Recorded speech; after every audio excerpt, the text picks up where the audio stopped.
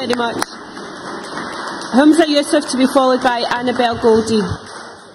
Presiding Officer, life is often marked by various milestones, and it was almost exactly a year ago that I made my maiden speech in this very chamber, and the feeling of great honour that I had on that very first occasion has never left me, regardless of what the issue was I was speaking on, and it's a real privilege to be contributing to today's historic debate.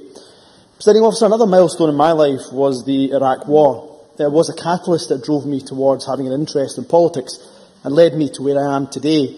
And members may well suggest that's an unfortunate consequence of a decision made by Tony Blair, but I will leave that for other members to determine. But I remember at the time joining throngs of people from across Scotland to take part in a huge protest against the invasion, with over 30 coaches leaving from Glasgow alone. We joined over 2 million others who took to the streets of London to voice our anger at what was an illegal invasion predicated on a lie. After the protest, I remember, at the naive age of 18, thinking that things had to change.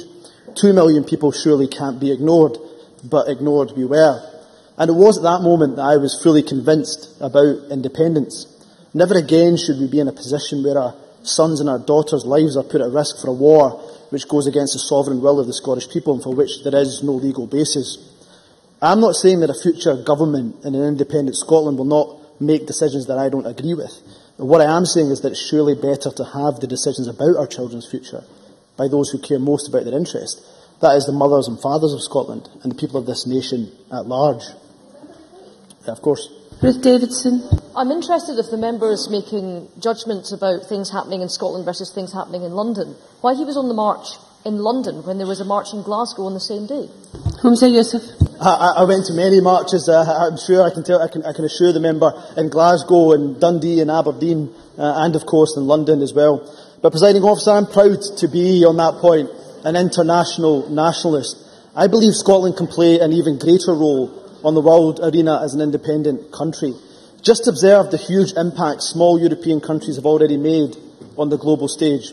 We only need to hear the words Oslo Accord or Geneva Convention to realise how much of an impression we could really make.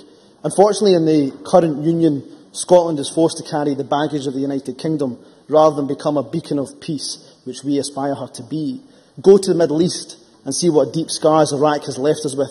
In the subcontinent, the mere mention of Afghanistan evokes a vitriolic response, and we are hardly flavour of the month in Europe, with a Prime Minister more hell-bent on bowing to the pressure of a Eurosceptic backbench just to keep Boris away from number 10 for at least another few years. In contrast, Scotland is respected across the world. As an independent country with the full range of foreign affairs powers, I look forward to the day Scotland stands proudly with the eyes of the world upon us as leader after world leader takes up to sign the Glasgow Treaty or Edinburgh Accords, securing a safer and more stable future for generations to come. But moving on, presiding officer, the debate about Scotland's future is also about the values we wish to espouse as a nation. Scotland has always had an egalitarian thread interwoven with entrepreneurialism, innovation and enterprise as part of her fabric. The story of Ali Ahmed Aslam, who came to this country in the 1950s as an economic migrant from Pakistan. He then went on to invent chicken tikka masala, of course our nation's favourite dish, by adding a tin of Campbell's tomato soup to a dry curry, and then went on, because of that success, to become a proprietor of one of Glasgow's most successful restaurants. Probably sums up all of these values in one go. Presiding officer, Scotland has been on an incredible journey, particularly over the last 10 years, in which we have been treading a vastly different path to the rest of the United Kingdom.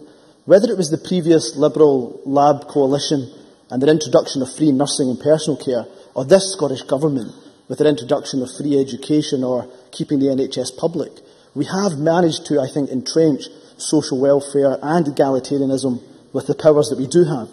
This is in complete contrast to the political landscape of the UK, where a two-tier NHS has been created, financial barriers to education being erected, a social welfare system created that is you're leaving the disabled community living in fear, and our civil liberties steadily eroded. The evident truth is that we do things differently here in Scotland. Think what we could achieve if we had control over our own economy, tax, welfare, and how we could unleash in full that entrepreneurial thirst and egalitarian spirit. It's not to say we're better than our neighbours, but simply about being true to our traditional social democratic values. And these values, as Drew Smith said, no, I'll continue to go on, are not only the vanguard of the SNP, they are the foundation of many of the parties here.